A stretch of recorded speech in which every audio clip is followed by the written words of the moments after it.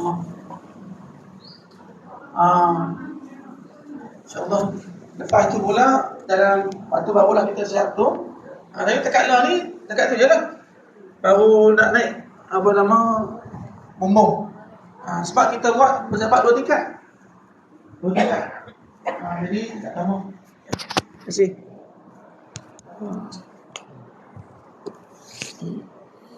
Dia berjabat ni 2 tingkat. Jadi tingkat atas saya buat berjabat kat atas. Bukan 2 tingkat, setingkat lah. Bukan 2 tingkat, setingkat lah atas. Saya kantin juga. Allahuakbar. Khalas, alhamdulillah kita sambung kajian kita. Ada apa-apa soalan? Apa no?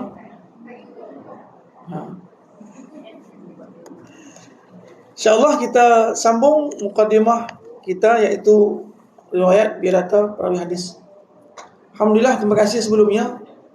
Saya terima kasih yang bagi petua apa nama? Yang bagi petua suara tu, sambung yang mau. Yang mau ke sambung. Terima kasih Masjid Bainun dengan Encik Kasum yang telah ambil dah.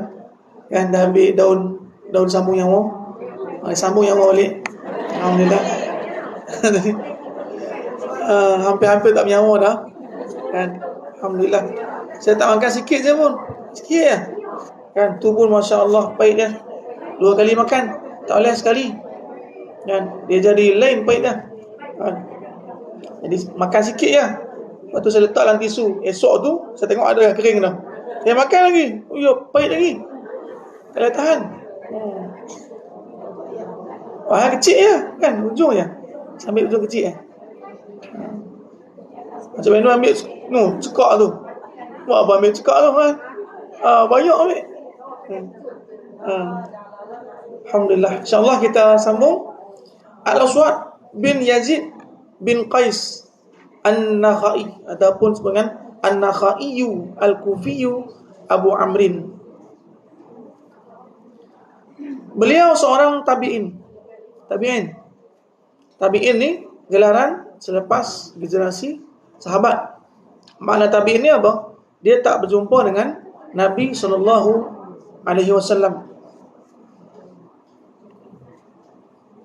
Tak berjumpa dengan Nabi. Sahabat bertemu dengan Nabi SAW. Tabi'in tak jumpa. Kan? Maka disebut tabi'in. Jadi dia kaedah dia, sahabat ataupun tabi'in, dia kaedah dia jumpa ataupun tidak. Macam tu dengan Nabi SAW. Sebab itulah kalau kita tengok Uwais Al-Qarni termasuk tabi'in. Sebab dia hidup bersama satu generasi dengan Nabi, tapi tak jumpa Nabi, maka tabi'in. Okay. Jadi beliau ni adalah tabi'in. Beliau siqah dan salah seorang daripada ahli kebaikan. Siqah terpercaya. Kan? Ingatan dia kuat dan dia orang yang siqah. Mereka semua para ulama hadis telah bersepakat kata dalam menghukum, sepakat kata lah dalam menghukum beliau sebagai seorang yang siqah, agung dan hebat. Jadi diriwayatkan bahawa beliau mengerjakan haji sebanyak 80 kali. Bayang, tiap-tiap kat tahun tu. Kira tiap-tiap tahun daripada kecil tu. Kan? Masya-Allah. Dan mengkhatamkan Quran pada tiap 2 malam. Khatam Quran pada tiap 2 malam sekali. Bayang tu. Masya-Allah. Memang pun kalau kita tengok kan, kalau kita benda ni dahsyat. Pasal apa? 2 malam khatam sekali. Mana apa bang? 2 hari, sehari 2 malam kan? Sehari 2 malam khatam. Dahsyat. Dan bacaan tu macam mana? Mana ada apa bacaan? Bukanlah bacaan biasa kan? Mana apa bacaan laju. Tapi masalah dia bukan tentang tu. Masalahnya keberkatan yang Allah berikan kepada sahabat, kepada tabi'in ni. Keberkatan masa. Ada orang yang boleh zikir 1000 kali sehari, tapi sama jamnya dengan kita. Kesibukan dia sama, kerja pun sama. Dia main mengaji juga, tapi boleh 1000. Macam juga. Tapi kita tak sempat. Kita 10 pun susah. 100 pun lihat. Tapi dia nampak 1000 tiap hari, 1000 tiap hari. Macam mana boleh keberkatan izin Allah Subhanahu wa taala tak sama, kan? Sebab itulah Allah Subhanahu wa taala berikan taufik kepadanya. Allah perkenan dia boleh buat, kan? Tapi dalam masa yang sama kita tak mampu buat. Masya-Allah. Jadi mengkhatamkan Quran setiap 2 malam.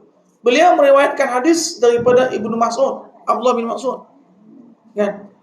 Iaitu Aisyah, Abu Musa dan lain-lain. Maknanya apa? Dia mendapati hadis daripada Ibnu Mas'ud, Abdullah bin Mas'ud, kan? Lepas tu ada Aisyah, lepas tu Abu Musa Al-Asy'ari dan lain-lainnya. Beliau meninggal dunia pada tahun 74 Hijrah. 74 Hijrah. Beliau meninggal dunia 74 Hijrah.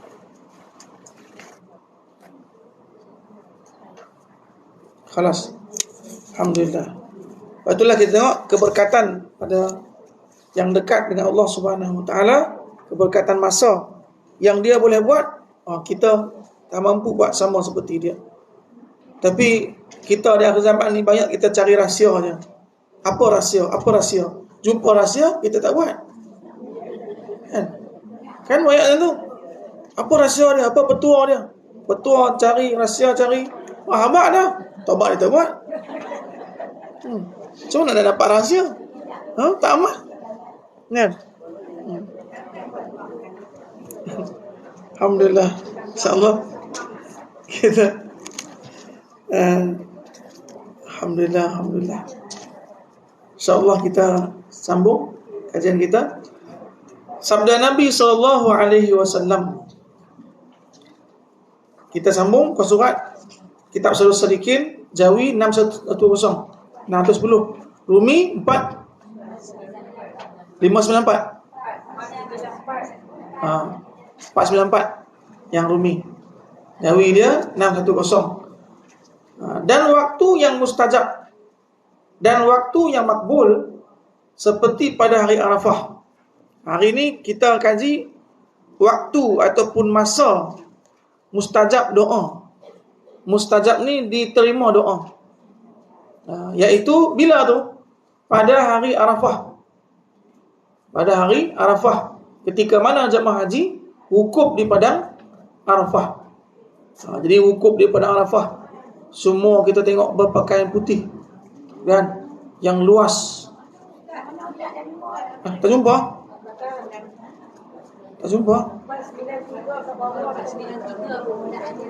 Permulaan dulu. Belum lagi hadis tu belum lagi. Sehari baca hadis tu.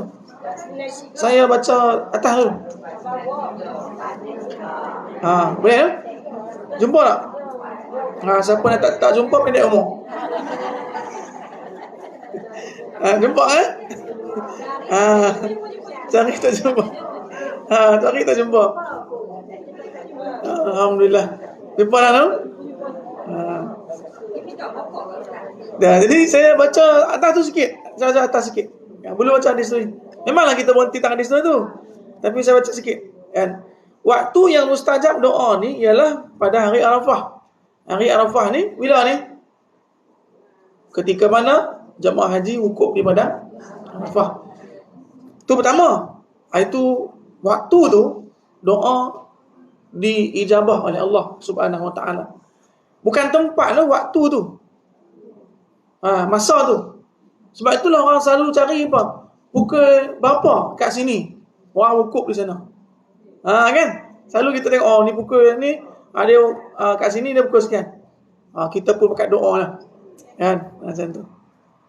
Tempat tu okey dah, ni masa tu. Hari tu. Kan? Bagi kita masa. Pada bulan Ramadan. Sama juga bukan tempat. Bulan Ramadan tu mana-mana boleh. Bulan Ramadan kat sini pun mana tang KL kita bulan Ramadan pun mustajab doa juga. Tapi yang terafdal tu bertemu antara dua. Tempat yang mustajab dan masa yang mustajab. Sebab itulah bulan Ramadan ni orang banyak berpusu-pusu pergi ke Mekah umrah, kan? Masa pun harga pun ketika tu naik. Sebab ramai orang Nabi melebihi jemaah haji.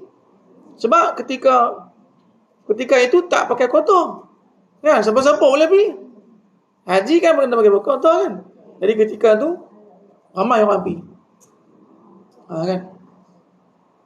Sebab dia bergabung antara tempat mustajab doa dan bulan yang mustajab doa.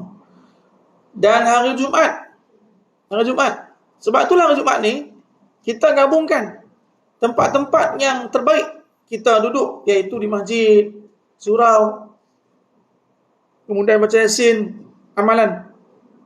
Ini termasuk apa? Termasuk juga hari ataupun masa mustajab doa, iaitu hari Jumaat. Ketika mana datang hari Jumaat, maka kita perbanyakkan doa. Kita dah kaji sebelum ni. Bila mula tu? Lepas asar Khamis. Lepas asar Khamis. Tu mula dah tu dah, start dah. Sampai maghrib malam Jumaat, lepas tu hari Jumaat, lepas tu sampai ke asar, lepas asar hari Jumaat tu. Sampai ke maghrib. Nah itu. Maknanya apa? Secara ijmali lah, secara borongnya lah. Kan, secara borongnya, itulah tempat-tempat mustajab untuk doa ataupun masa-masa. Lepas tu waktu sahur. Waktu sahur ni bila ni? Waktu sahur pukul 1 tu sahur dah. Itu awal sangat kan. Pukul 2, pukul 3, pukul 4, pukul 5. 5:30 sahur, tu waktu sahur. Sebab tu waktu sahur. Waktu sahur ni boleh buat sahur dah. Lepas masak lah sahur dah. Kan? Tapi waktu sunat sahur tu.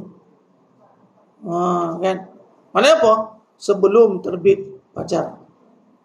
50 ayat baca Quran sebelum terbit fajar. Itulah dikira waktu sunat sahur. Lah pukul 5 lebih kurang lah, 5:30 macam tu. Makan. Jangan dekat-dekat nak apa nama? Nak subuh pula. Saya lagi makan-makan lupa minum. Lupa minum. Makan lagi yang dah. Minum-minum, Allahu Akbar, Allahu Akbar, Allah. Kan? Mana ada apa? Sehari tu ingat minum je. Kan? Tahan. Jadi tengok juga kan. Jadi agak makan kita selalu berapa minit? Ya. Ya, tiap ulang waktu sahur ni. Waktu sahur. Masa sahur tu. Masa tak kita timbang tahajud tu. Kan? Dan sabda dan juga bulan Ramadan waktu sahur.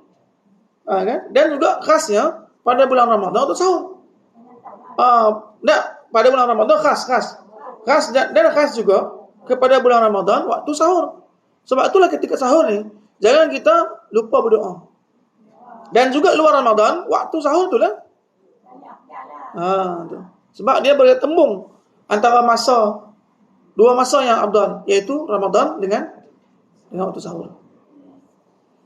Dan sabda Nabi SAW, Yanzilullah Ta'ala kulla laylatin ila sama'id dunya hina yabqa sulusul lail al-akhir fayaqulu azza wa jalla man yad'uni fa'astajibalah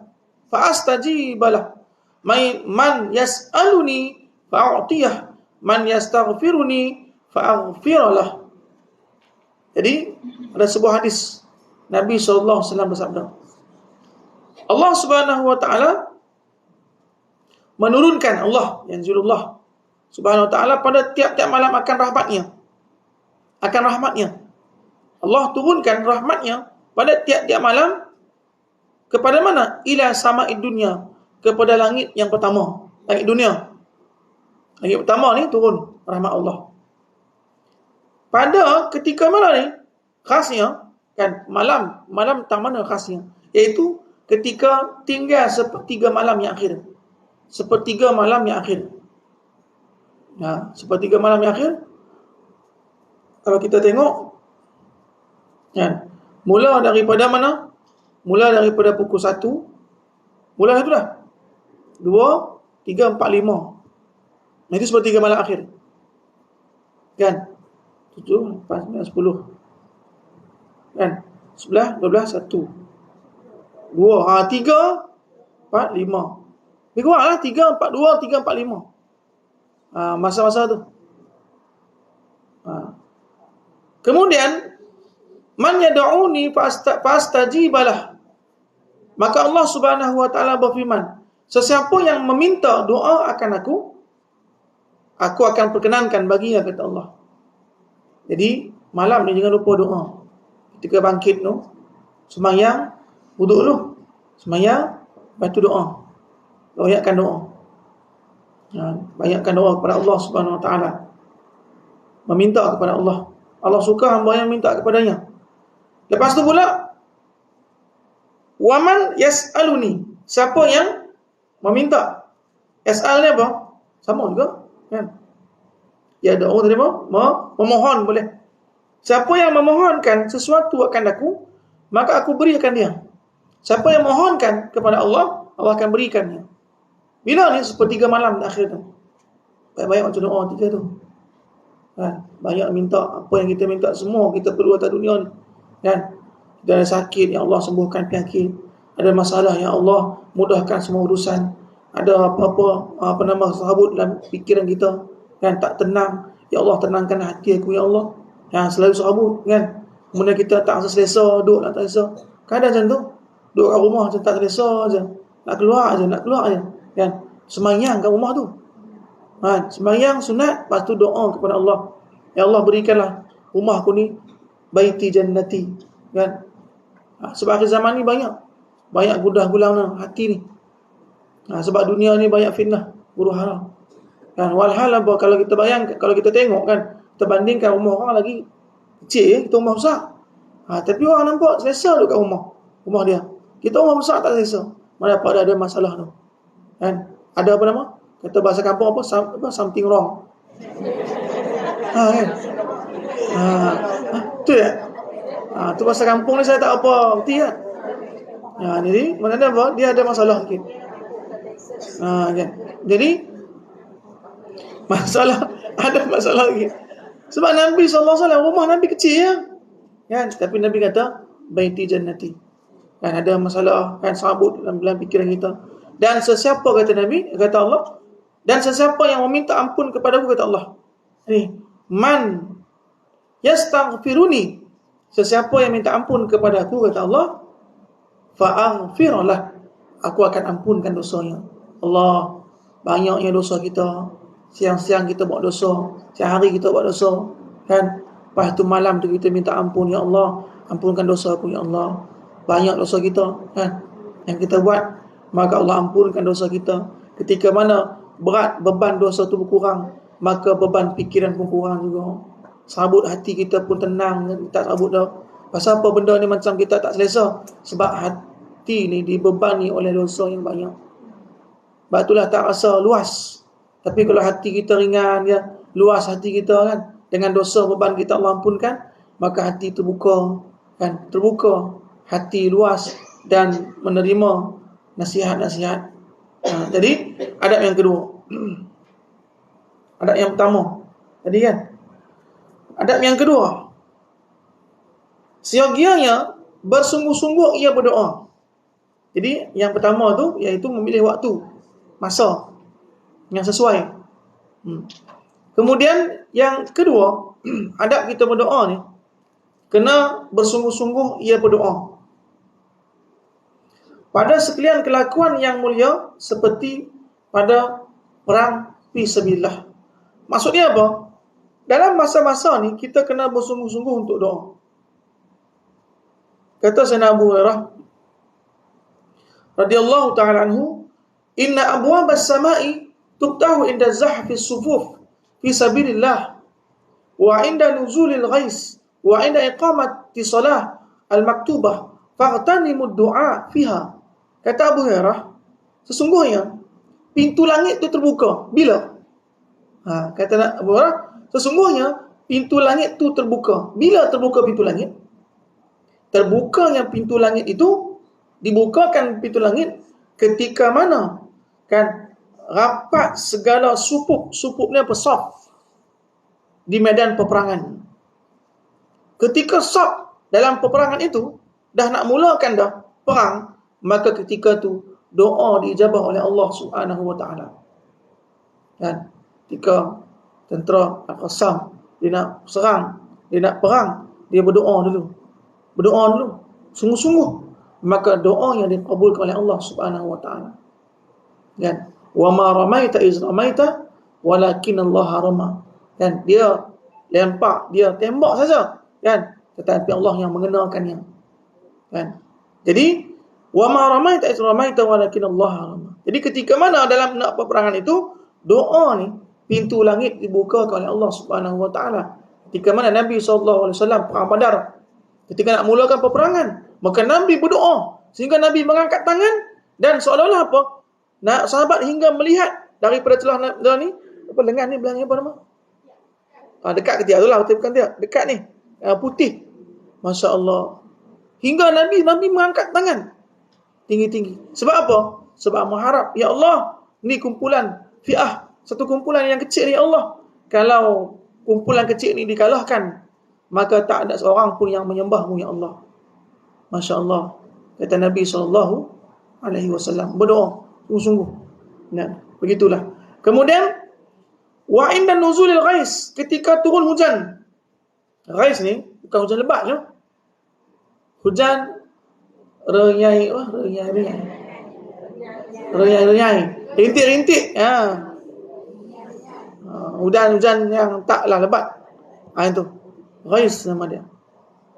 Inda nuzul, ketika mana turunnya hujan. Turun hujan ni, dia doa dijabah oleh Allah. Sebab malaikat rahmat ikut turun, meletakkan hujan ni tang mana dia, yang Allah tetapkan. Kan? Maka doa ketika tu. Lepas tu pula, sebab itulah ketika mana dapat satu malam pula bulan Ramadan, lepas tu malam Jumaat, lepas tu hujan pula rintik-rintik. Mengata masa itulah banyakkan berdoa kepada Allah Subhanahu wa taala. Lepas itulah, kalau malam tu ada dua kemungkinan. Pertama, lena tidur sedap ketika tu. Yang kedua, ibadah pun sedap ketika tu. Kan? Sebab apa? Sebab tak bising. Kemudian wa inda iqamatis salah al-maktubah, ketika mana qamat sembahyang fardu. Kan? Bila kata Allahu akbar, Allahu akbar, ketika tu kan jawab qamat dulu baru doa. Dia qamat tu. Kemudian apa? Kemudian doa yang tidak ditolak oleh Allah Subhanahu wa taala, ma baina azan wal qamah, antara azan dan qamat. Ni doa yang tidak ditolak oleh Allah. Doalah antara azan dan iqamat. Lepas azan, lepas tu sembahyang sunat, lepas tu kita doa. Sebelum qamat, itu doa yang tidak ditolak oleh Allah Subhanahu wa taala. Lepas tu, fa'tanimu du'a fiha, kata Abu Hurairah, maka perbanyaklah oleh kamu doa ataupun munajat, meminta kepada Allah ketika itu. Fa'tanimu, maka perbanyaklah doa ketika itu, kata Abu Hurairah. Jadi maknanya apa? Ni masa-masa yang diijabah doa oleh Allah Subhanahu wa taala.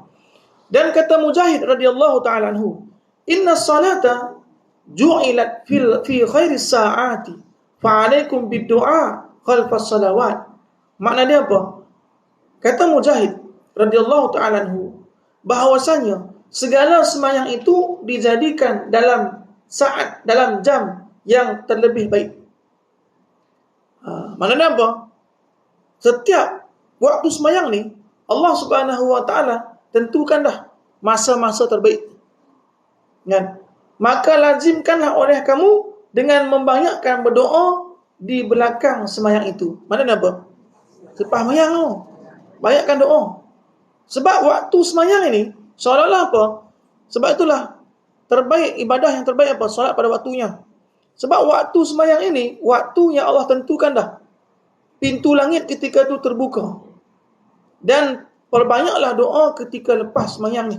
Assalamualaikum warahmatullahi wabarakatuh, tasbih, zikir, lepas tu doa. Sebab ketika itu masih lagi saat-saat ataupun jam-jam yang telah dibukakan pintu langit, pintu doa tu. Kata Mujahid. Dan lagi sabda Nabi SAW, ad-du'a'u bainal azani wal iqamah. Ni dia. La yuraddu. Doa, permintaan kepada Allah, doa lah, antara azan dan qomat tidak ditolak. Doa lah banyak-banyak. Kan? Makin lama kita doa makin baik. Tapi orang yang tak sanggup nak apa? Nak tunggu kan. Selalunya apa? Ada masa dia. Antara lepas azan tu hingga ke qomat, luhur entah 5 minit ke, kan?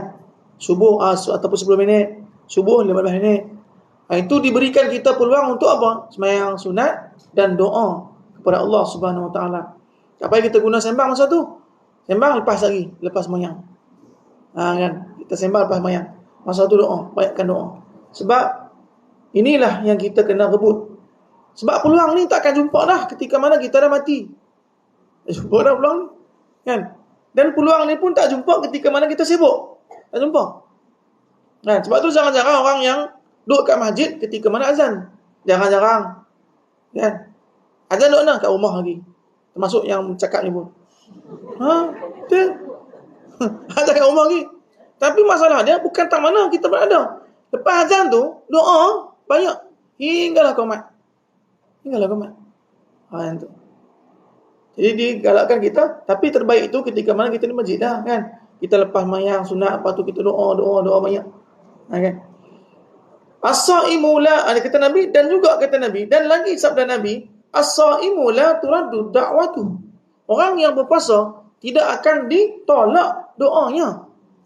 Orang yang puasa, sama ada puasa wajib ke, puasa sunat ke, maka doa yang tidak ditolak. Sebab itulah jangan buat main dengan orang puasa ni. Kan? Sekali dia doa kita, habis. Jangan buat main dengan orang puasa. Jadi doa dia, sebab doa ni tidak ditolak, diterima oleh Allah Subhanahu Wa Taala. Sebab itulah ketika mana doa kita diterima oleh Allah, maka doalah yang baik-baik. Kan? Katalah yang baik-baik. InsyaAllah yang baik pula akan didapati.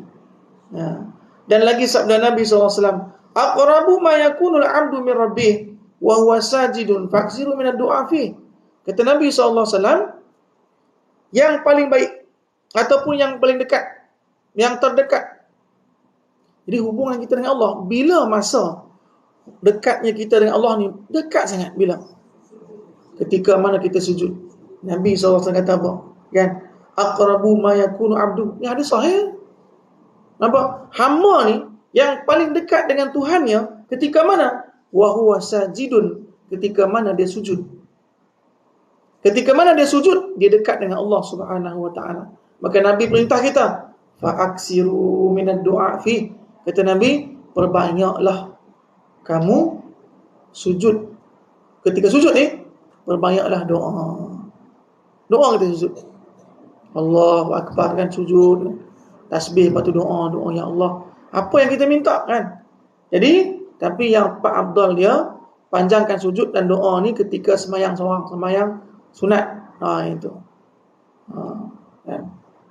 Jadi fa'aksiru du'a minad du'a fi. Perbanyaklah doa ketika mana sujud. Permintaan kita, sebab itulah seperti mana ataupun dah termasuk adat kebaikan orang yang soleh. Ketika mana dia nak meminta kepada Allah, dia sembahyang 2 rakaat dulu.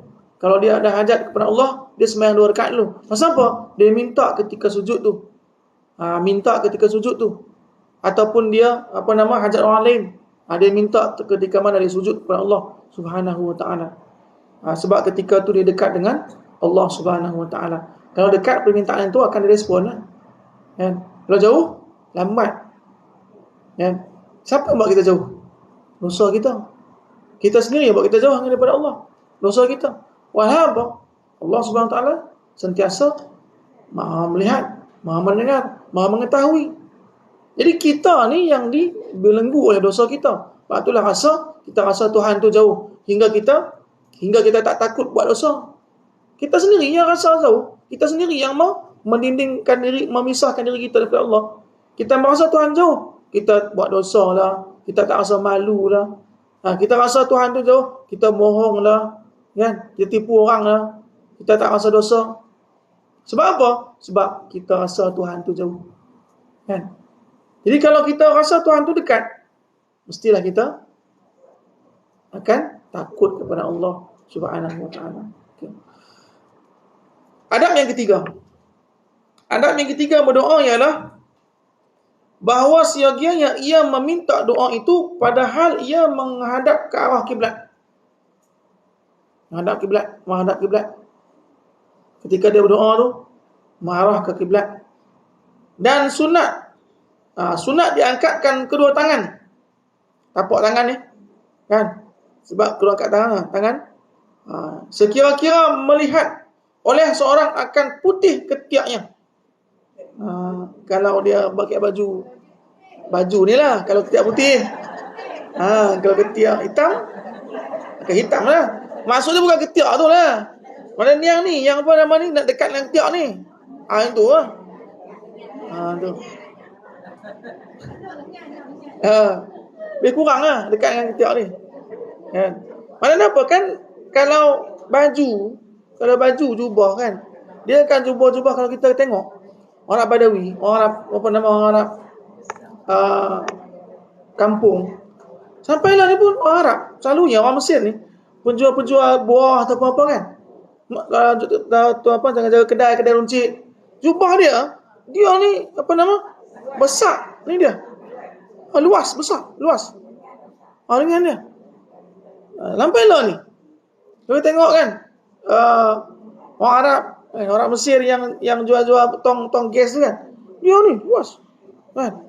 Jubah dia pun dia sampai ke sampai ke kaki dia tu. Sampai ke bawah. Sebab apa? Sebab depa suka macam tu, pakai macam tu. Jadi kalau dia angkat tangan, dia nampak ni. Tapi selalunya tani kecil. Kecil. Yang ni besar macam ni. Macam ni. Dulu kita seluar apa? Piramli, kan? Bujang lapuk, kan? Tengok kan, dia kaki dia tu melembak kan? Lah ni tak ada dah. Orang tak beli dah apa. Kan? Tak apa, kita try pakai esok.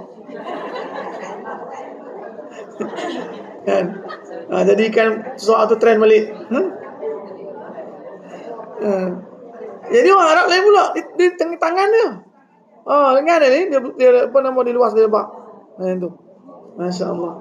Lepas itulah kita ketika mana doa, sebab itulah dalam bahasa ni dalam bahasa ni seolah-olah dia kata hingga sekira-kira melihat oleh seorang akan putih ketiaknya itu dalam hal dijadikannya pada tapak tangannya itu pada pihak mukanya. Jadi pihak muka dia. Kan? Sunnah pada kesudahan doa itu bahawa disapukan dua tangannya itu ke mukanya. Lepas doa ya Allah kan. Maknanya apa? Permintaan itu mulia. Kemuliaan tu, muka yang mulia, maka disapukan kepada muka dia. Maknanya apa? Ya Allah, kau kurniakan, kau jawab permintaanku ya Allah. Dengan kemuliaan ini, maka kita letakkan di muka kita. Dengan kemuliaan kita letakkan di muka kita. Itu sunat hukum dia. Sapukan tangan. Ya, sila.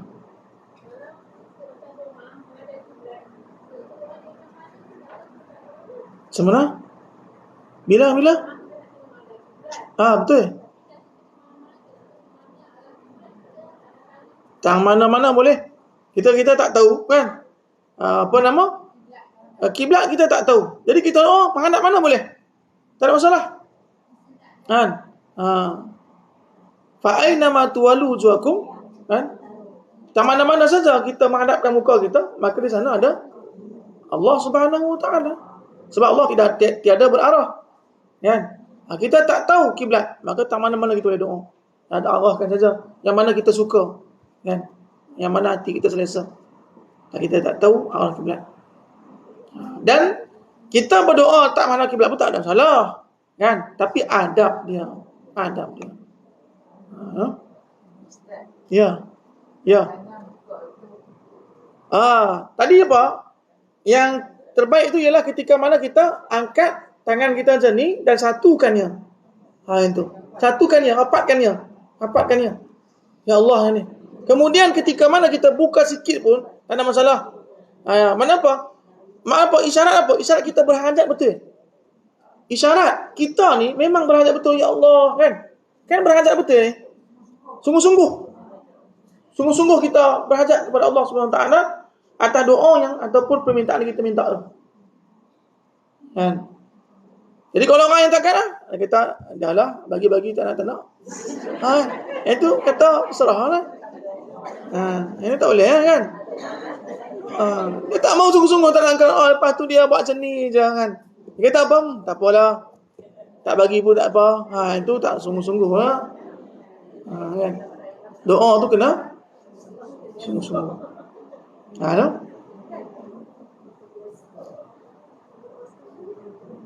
Warawa Jabir bin Abdullah radhiyallahu ta'ala anhuma anna Rasulullah sallallahu alaihi wasallam atal mawqifa bi Arafah wastaqbala al-qiblata wa lam yazal yad'u hatta gharabatis syams.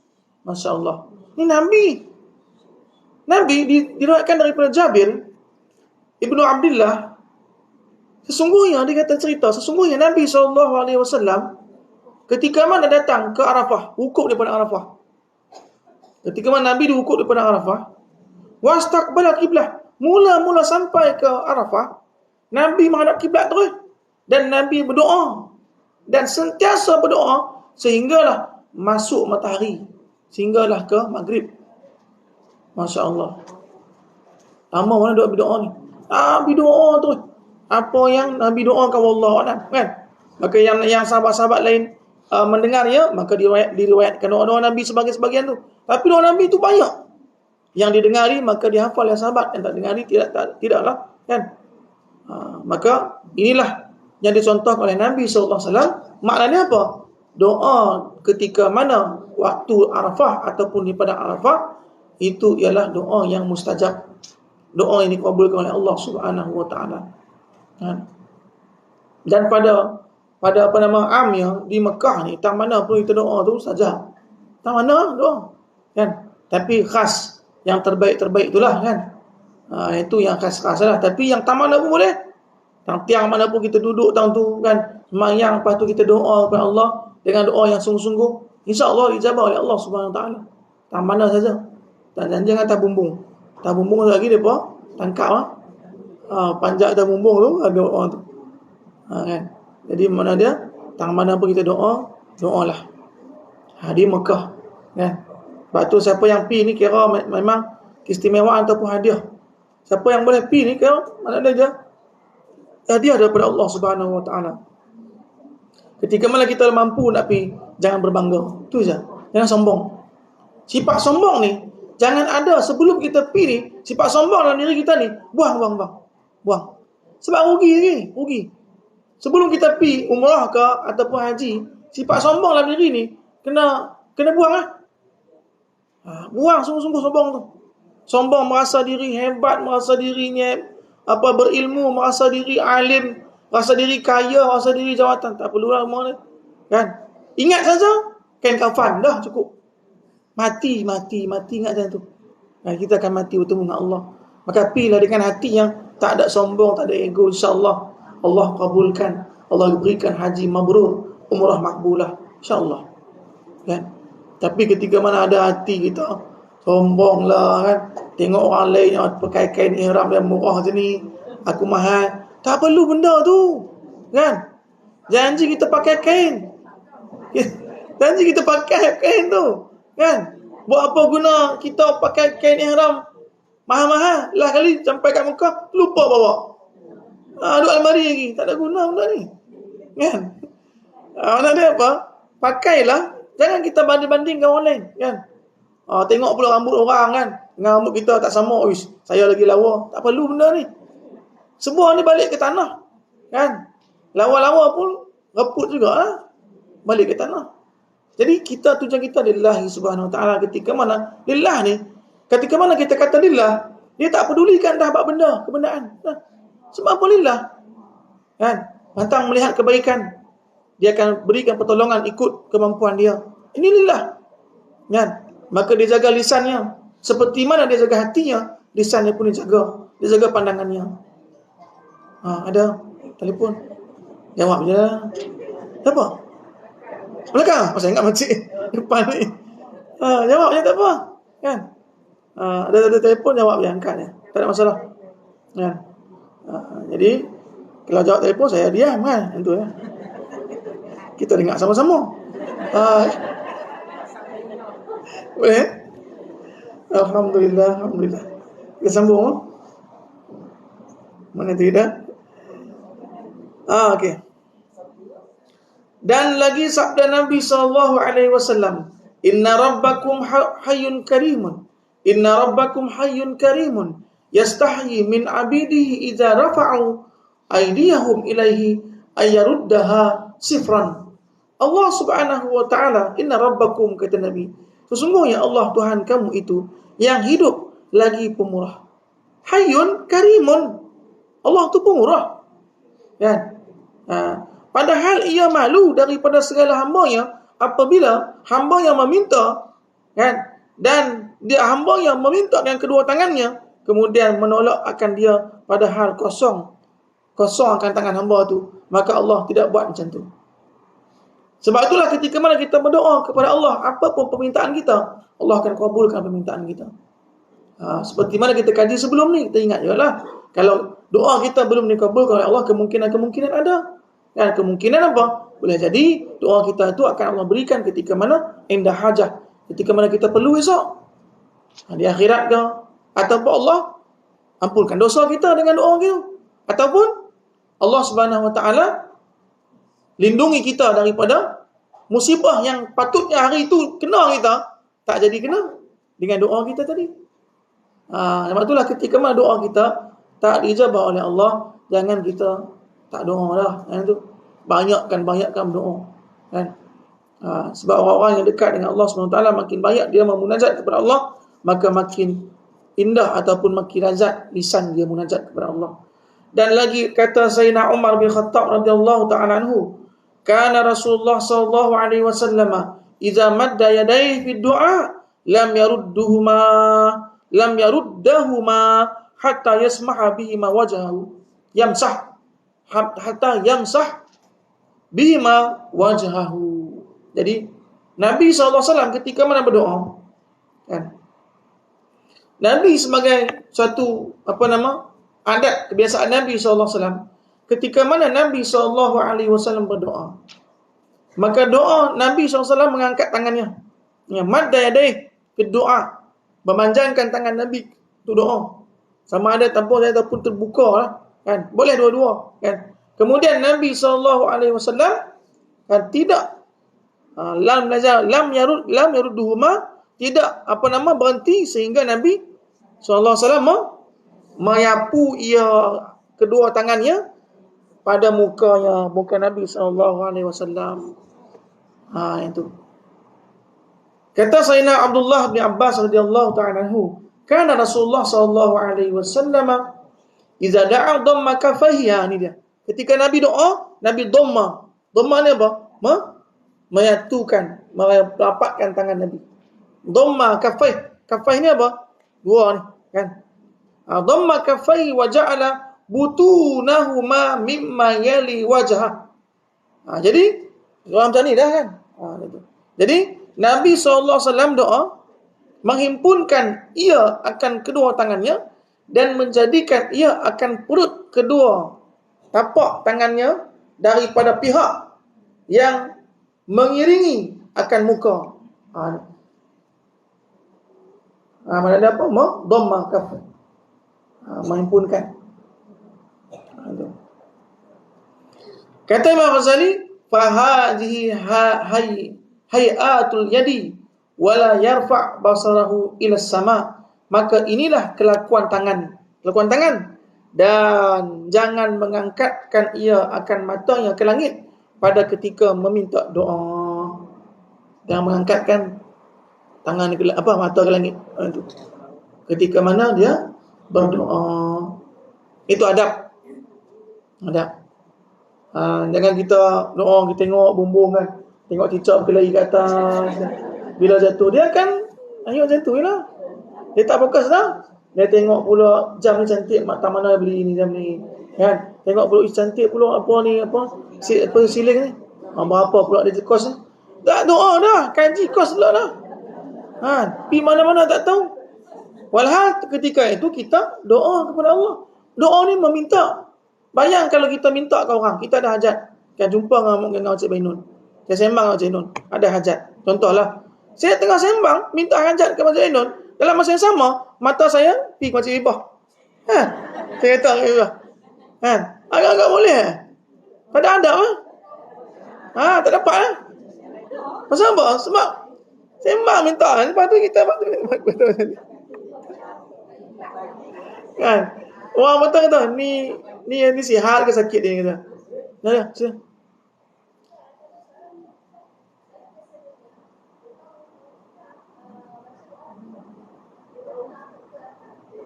Betul?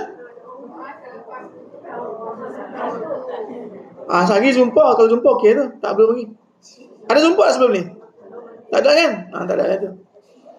Kalau jumpa kita, baru kita tak tahu ada ke tak ada. Saya, pasal apa saya tanya tu?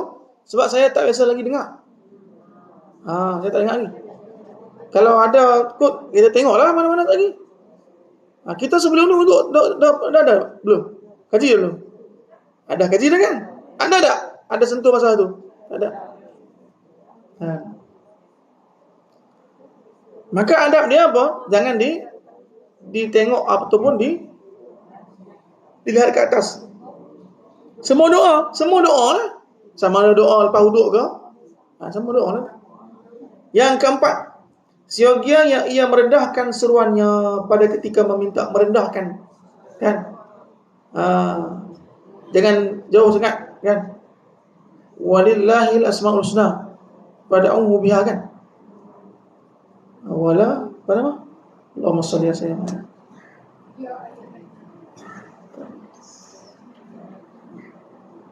Lupa ayat tu. Jadi, ya ayuhan nasu, innal ladzi tad'una laysa bi asam wala ghaib.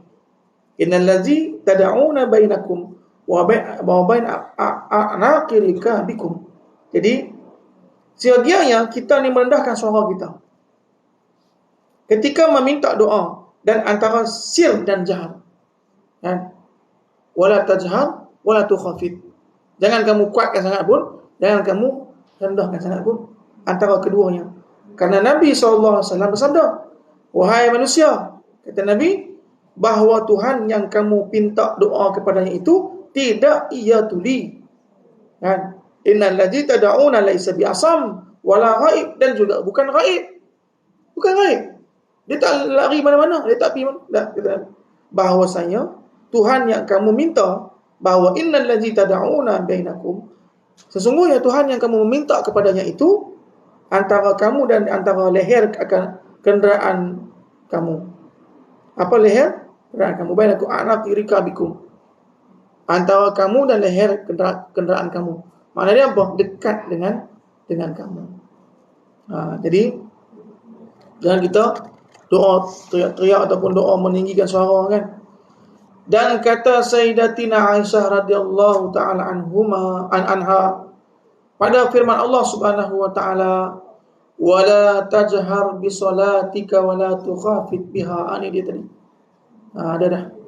Jangan engkau jaharkan, jangan engkau jaharkan ataupun perkuatkan suara kamu, nyaringkan suara kamu dengan solatmu, dan jangan engkau sirkan dengannya, yakni doa kamu. Maknanya doa tu bisalatika, salat maknanya doa lah, doa.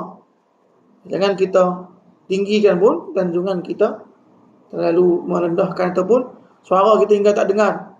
Kita pun tak tahu apa yang kita dengar, kita pun tak dengar apa yang kita kata. Jangan sampai terhatu. Dan lagi firman Allah Subhanahu wa taala, ud'u rabbakum tadarru'an wa khufyah. Ud'u rabbakum, minta doa akan Tuhan kamu. Mintalah kepada Allah Subhanahu wa taala padahal merendahkan diri kamu dan takutkan, kan? Wa khufyah ni apa? Dan khafikan suara kamu. Maknanya apa? Kena perlahankan suara kamu. Khafikan suara kamu, yakni perlahankan akan dia. Perlahankan akan suara. Sebab itulah meminta ni, jangan tinggikan suara dan juga jangan hingga tak didengari oleh kita sendiri. Maka kita perlahankan doa suara kita. Itu adab doa. Adab yang kelima, bahawa jangan memberatkan akan diri kamu, akan sajak dalam meminta.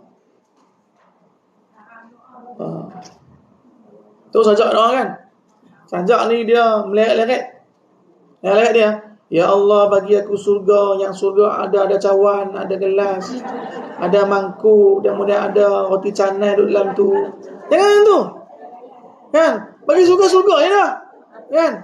Jangan meleret sampai ke, ya Allah, kalau ada bidadari pun ada, bagi aku 3. Kan?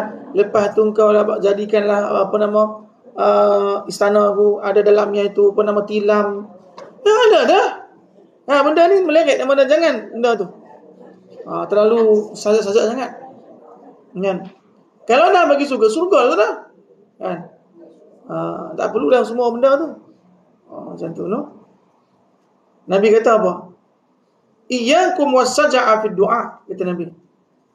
Hasba ahadikum ayyaqul Allahumma inni as'aluka al-jannah wa ma qarraba ilaiha min qawlin wa 'amalin wa a'udzu bika min nar wa ma qarraba ilaiha min qawlin wa 'amalin.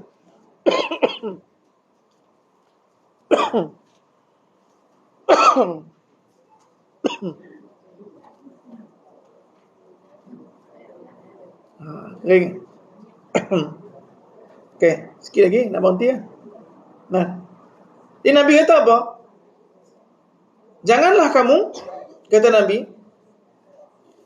janganlah kamu memohonkan akan dikau akan surga dan barang yang menghampir. Mana apa? Janganlah kamu, takutilah olehmu akan sajak dalam meminta doa itu. Memadailah. Memadailah kamu meminta, kata Nabi, kamu mengatakan dalam doa, ya Allah, bagi aku surga. Ya Allah, aku meminta surga dan aku meminta amalan-amalan yang mendekatkan diriku kepada surga. Dah cukup dah. Dan jauhkan aku daripada neraka dan kurniakan aku amalan-amalan yang membuat aku jauh daripada neraka. Dah cukup dah tu. Kan? Boleh Dan kata Imam Al-Ghazali rahimahullah ta'ala, ketahui olehmu bahawa maksud dengan sajak itu iaitu disusah-susahinya daripada perkataan doanya. Itu maksud sajak tu. Dibuatnya susah dalam perkataan doanya itu dengan bersajak, kerana yang demikian itu tiada menasabkan ataupun munasabah dengan meminta doa itu, kerana meminta doa itu hendaklah dengan merendah diri dan menghinakan akan dia dan hadir hatinya. Itu tak munasabah lah. Kan? Sebab meminta ni apa? Mestilah merendahkan dirinya, menghadirkan dirinya, kemudian dia mesti menghinakan dirinya. Dia minta kepada Allah. Dengan bahasa dia yang sesuai bahasanya dan bahasa yang digunakannya. Sehingga dia boleh merasa dia meminta. Kalau kita guna bahasa yang tak kita faham, kita tak rasa kita meminta. Kan? Kita guna bahasa yang kita tak faham, kita tak rasa kita meminta. Kita ingat kita tengah baca. Kan? Sebab itulah orang kata apa? Orang Arab jumpa orang kampung. Arab ni tanya jalan mana. Kan? Arab ni bahasa Arab. Kan? Arab kata aina tariq, kita amin. Kan? Dia ingat Arab ni apa? Doa. Arab ni kata apa? Aina tariq, di mana jalan kan? Mana ni? Kata amin. Amin. Pasal apa? Sebab dia tak faham. Jadi bahasa yang doa, sebab itulah paling kurang pun kalau kita tak erti bahasa Arab, doa yang kita hafal tu kita tengok terjemah balik. Hingga kita merasa kita doa, hingga rasa kita meminta. Ini kalau kita tak faham, kita memang bahasa Arab, kita minta doa, tapi maksud dia pun kita tak tahu. Doa apa dia? Apatah lagi kita silap baca. Api ya, kita tak tahu langsung. Paling kurang apa? Doa yang kita hafal, kita tahu apa makna Rabbana, Atina tu apa makna dia, kan? Hasanah tu apa makna dia, kan? Wa fil akhirati hasanah wa qina azabannar. Paling kurang. Tapi semua kita tahu lah insya-Allah, kan? Jangan tak tahu langsung. Kita doa apa tu? Paling kurang pun tahu tajuk doa tu. Paling kurang pun doa apa? Doa tolak bala, kita tahu dah. Doa apa? Doa syukur, kita tahu dah. Paling kurang lah, kan? Ni kalau tak tahu, kata lagi sabut lah, kan? Doa kenuri kita buat doa apa? Doa masuk tandas. Allahumma inni a'udzubika minal khaba'is wal khaba'is. Khaba'is wal khaba'is kan. Jadi tak kena kan. Doa kematian kita buat pula doa walimatul urus. Doa kahwin. Tak kena. Kan. Jadi insya-Allah kita sambung pada pertemuan akan datang. Adapun doa yang datang daripada Nabi SAW yang tidak sejak mana yang dicontohkan akan datang, kita akan kaji minggu depan. Minggu depan lah, minggu sekali lagi. Minggu depan kita cuti insya-Allah. InsyaAllah. Assalamualaikum. Doa dulu. InsyaAllah semoga Allah Subhanahu Wa Taala kabulkan permintaan kita dan Allah berikan hidayah kepada kita insyaAllah. Al-Fatihah. A'udzubillahi minasyaitonir rajim. Bismillahirrahmanirrahim. Alhamdulillah.